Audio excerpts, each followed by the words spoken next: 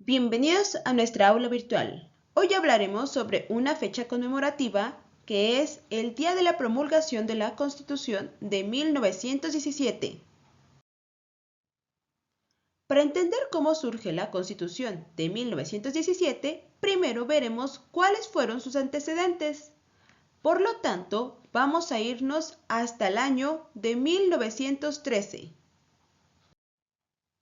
Todo inicia entre 1876 y 1911, que México vivió una dictadura que estaba a cargo del presidente Porfirio Díaz.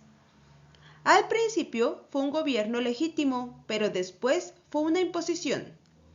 Este periodo fue conocido como el Porfiriato, pero durante dicho tiempo la forma de gobierno incomodó a la población mexicana, debido a los cambios sociales, políticos y económicos que se vivían en aquel tiempo.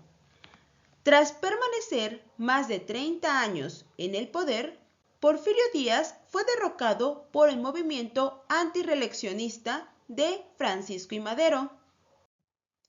Este movimiento antirreeleccionista dio inicio cuando, el día 5 de octubre de 1910, Madero proclamó el Plan de San Luis para derrocar a Díaz. Su lema principal fue sufragio efectivo, no reelección. Pero tras la renuncia de Porfirio Díaz y las nuevas elecciones, sale triunfador Francisco I. Madero en 1911. Aunque para febrero de 1913 fue traicionado por un grupo de militares apoyados por el embajador de Estados Unidos, en el episodio conocido como la Decena Trágica. De esta manera, usurpó la presidencia Victoriano Huerta, pero esto provocó el surgimiento de movimientos en todo el país para derrocar al traidor Huerta. Entonces, a lo largo del país se levantaron en armas diferentes grupos revolucionarios, dirigidos por caudillos como Emiliano Zapata, Venustiano Carranza, Francisco Villa y Álvaro Obregón. A diferencia de Zapata y Villa, que eran de procedencia popular, Carranza era un experimentado político gobernador de Coahuila, quien llamó a un movimiento nacional para restablecer el orden a partir de la Constitución, creando así su ejército constitucionalista, el cual nombró de esta manera porque creó el Plan de Guadalupe que exigía el respeto a la Constitución y desconocía a Victoriano Huerta como presidente. Asimismo, se autonombró primer jefe. Aunque en un inicio Zapata, Villa y Carranza se unieron para derrotar a Huerta, después surgieron las fracciones revolucionarias, que fueron una guerrilla entre los distintos grupos revolucionarios, es decir, los villistas y zapatistas, que se rebelaron contra Carranza, creando así una guerra de guerrillas que se prolongaría desde octubre de 1914 hasta noviembre de 1916. Por lo tanto, Carranza continuó con su proyecto constitucional. En septiembre de 1916, Carranza, en calidad de primer jefe del ejército constitucionalista y encargado del Poder Ejecutivo de la República, modificó los artículos 4, 5 y 6 del Plan de Guadalupe para dar paso a la conformación de un Congreso Constituyente.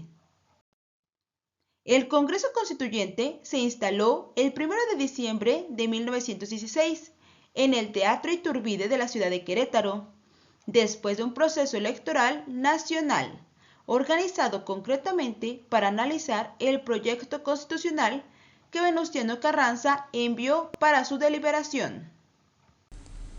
Tras la victoria de Venustiano Carranza ante caudillos como Villa y Zapata, en septiembre de 1916, Carranza convocó a un Congreso Constituyente en Querétaro. Se llevó a cabo en lo que hoy es el Teatro de la República, justo el lugar donde ves ahorita. Este Congreso estuvo lleno de gente de todas las clases sociales, donde se elaboró y promulgó una nueva constitución para impulsar la industria y favorecer la educación, contemplando las necesidades de los más vulnerables.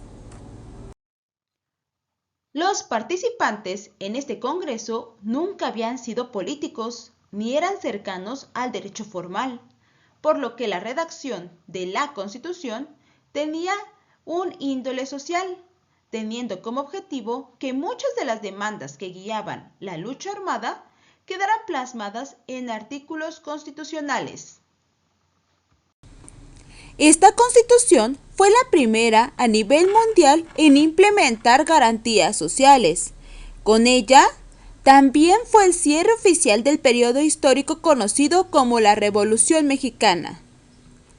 La Constitución garantiza la igualdad ante la ley de todos los ciudadanos.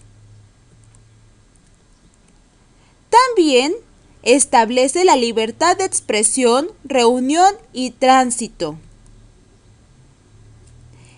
Ella contiene el artículo 3, que es el referente a una educación laica y gratuita para todos. También establece el artículo 27 respecto a las tierras y aguas de la nación.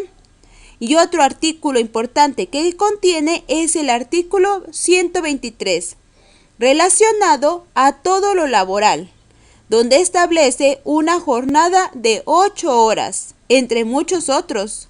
¿Ya viste por qué es muy importante la Constitución mexicana? Como dato curioso, debes saber que la Constitución Política de 1917 fue la primera en el mundo en incluir derechos laborales en sus artículos. Es importante que sepas que tras 2 meses de trabajo del Congreso Constituyente de Querétaro, este presentó su propuesta de constitución y al promulgarse se disolvió. Ahora que ya sabes cómo surgió la Constitución Política, no olvides que fue promulgada el 5 de febrero de 1917 y esta realizó cambios sociales que permitieron una mejora en la calidad de vida de los mexicanos.